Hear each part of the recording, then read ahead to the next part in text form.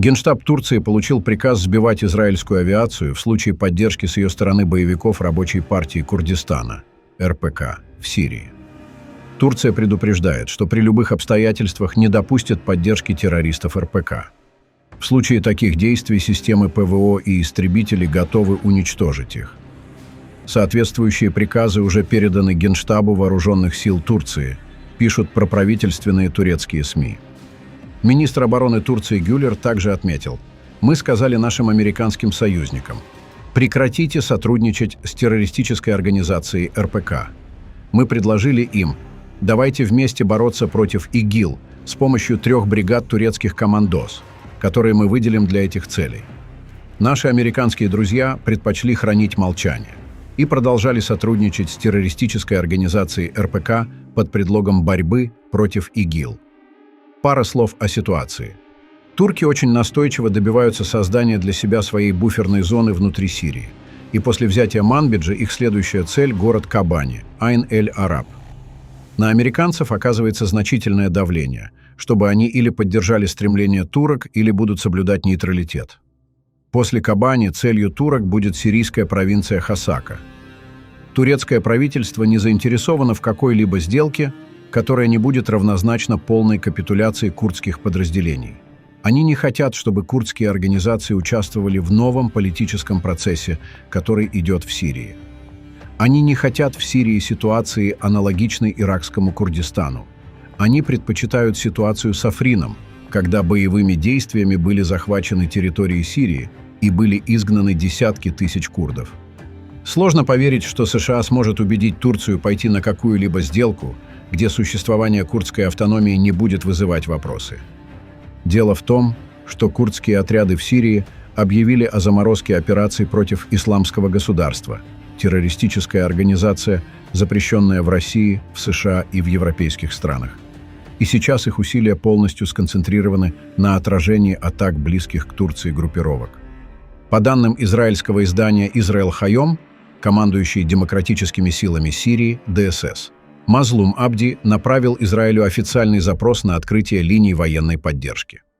Основные опасения курдов также связаны не только с протурецкими вооруженными силами сирийской оппозиции, но и с возможным выводом почти 900 американских военнослужащих, дислоцированных в их регионе, на востоке Сирии.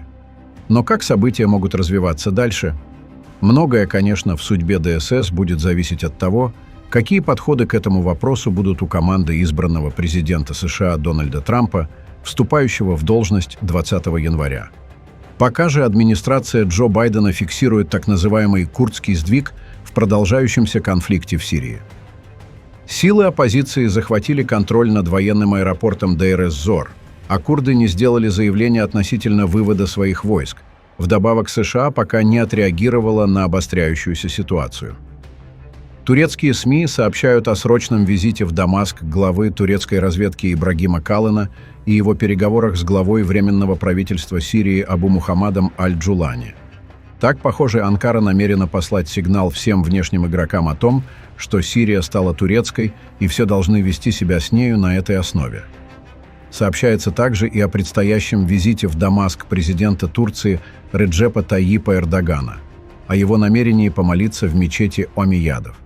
В то же время в беседе с госсекретарем США Энтони Блинкеном в Анкаре он заявил, что придает важное значение предотвращению угрозы со стороны Рабочей партии Курдистана и ИГИЛ национальной безопасности Турции.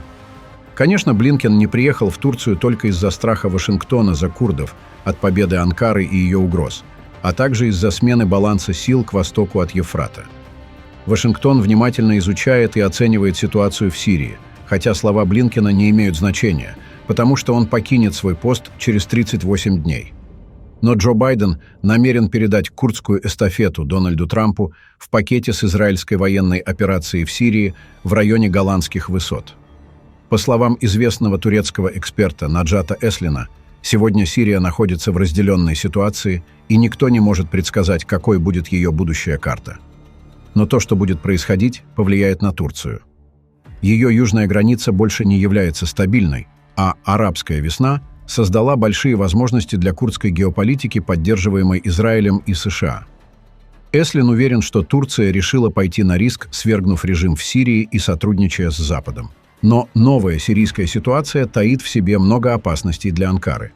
Одна из них – вовлечение в боевые действия на территории Сирии. Вторая опасность – возможный рецидив сирийской контрреволюции. Не случайно после падения режима Башара Асада израильские военные заявили, что их авиация нанесла сотни ударов по Сирии и уничтожила большую часть ее запасов стратегического оружия.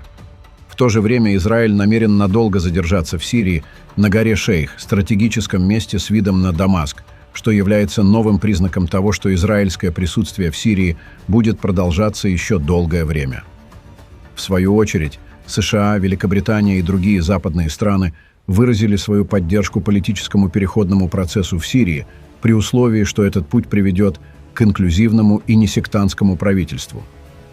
Все находятся сейчас в режиме выжидания, но существует вероятность усиления напряженности в отношениях между США и Турцией.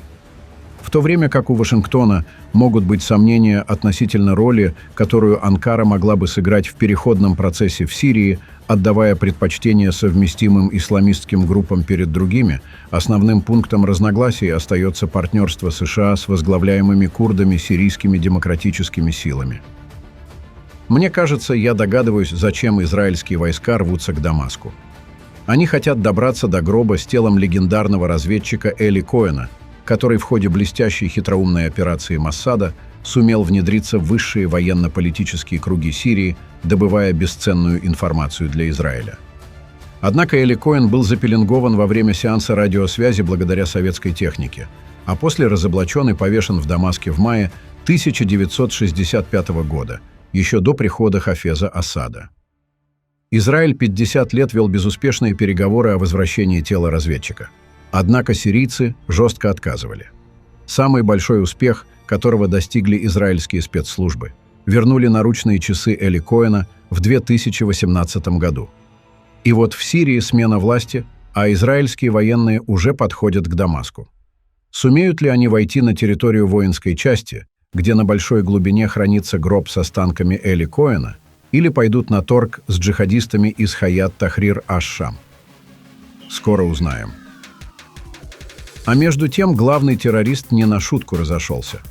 Утверждает, что Дамаск, Алеппо, Идлиб и Ракка должны вновь стать турецкими, поскольку, видите ли, до 1918 года, то есть до поражения геноцидальной Османской империи, эти города входили в состав Турецкой империи. Для начала я немного отойду от слов Эрдогана и напомню то, что говорю и пишу довольно часто. Нынешние трагические пертурбации на евразийском пространстве от Украины до Ирака – это прямое следствие катастрофической для человечества Первой мировой войны. Конечно, вы мне возразите, что во Вторую мировую погибло значительно больше людей, и будете правы. Но это исключительно благодаря огромному технологическому рывку, который совершили ведущие страны Северного полушария за 20 лет межвоенного периода. Я же имею в виду не технологический фактор и не количество погибших, а геополитические последствия. Во-первых, сама по себе Вторая мировая явилась продолжением незавершенных дел Первой. Во-вторых, геополитические бомбы, заложенные по итогам Первой мировой, стали одна за другой взрываться после того, как пошла под откос система международной безопасности, заложенная после Второй мировой. Проще говоря, после фактического краха Ялтинско-Потсдамской системы на авансцену вернулись бомбы замедленного действия, заложенные 2 десятилетиями ранее. Границы государств Восточной Европы и Ближнего Востока, произвольно нарисованные по итогам краха Германской и Российской империи, Австро-Венгрии и Османской империи, аукнулись уже в конце XX и в начале XXI века. Теперь вернемся к словам Эрдогана. То, что он вознамерился возрождать Османскую империю, известно давно. Он, собственно, и не скрывает.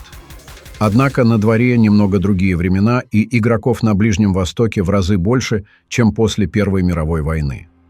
Тогда не было большинства арабских государств, и не было Израиля. Наконец, в те годы США были еще весьма далеко от этого турбулентного региона. И даже если Трамп заявляет, что лично его мало волнует Ближний Восток, это вовсе не означает, что США самоликвидируются оттуда. О чем же тогда думает Эрдоган? Ну, само собой, его слова рассчитаны на турецкий электорат, включая фашистов-башкуртов. Вместе с тем, экспансионистская политика воплощается им методично и с завидным упорством, что не оставляет сомнений в серьезности намерений. Так на что он рассчитывает?